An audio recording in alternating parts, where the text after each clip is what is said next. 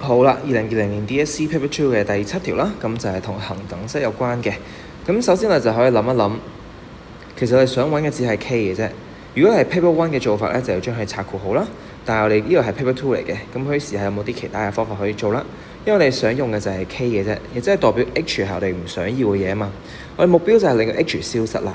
咁如果隔離呢嚿嘢係變咗0嘅時候，0乘佢因為冇咗咯，咁你就可以諗一諗，因為 x 係任何嘅數字，如果當個 x 代為乜嘢數字嘅時候咧 ，x 加落就會係0啊，咁自然就係-6啦，咁你就可以代 x 等於-6入去左右方啦。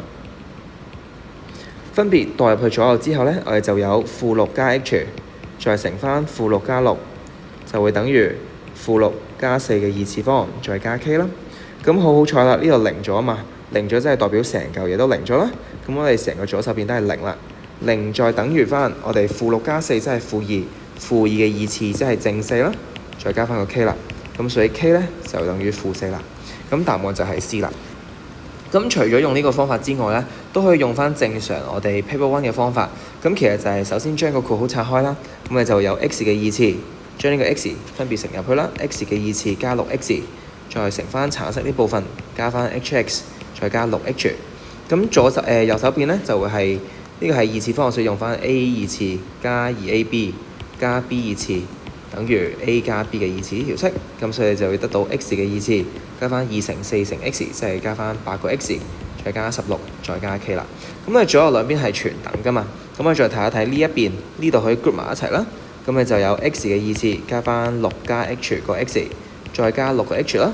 咁就會全等於呢度係 x 嘅2次加8個 x 加16加 k 啦。咁我哋睇一睇紅色框住呢個就係常數項啦，而我哋橙色框住嗰個咧就係我哋 x 嘅係數啊嘛。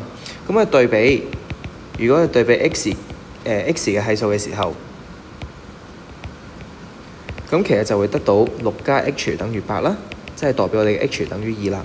如果我哋再對比翻我哋嘅常數，對比翻常數嘅時候，就會有6個 h 等於16加 k 啦，而 h 係2啊嘛，咁所以6乘2即係12啦，就會等於16加 k。咁換言之，都會得到同樣嘅答案 ，k 就等於-4啦。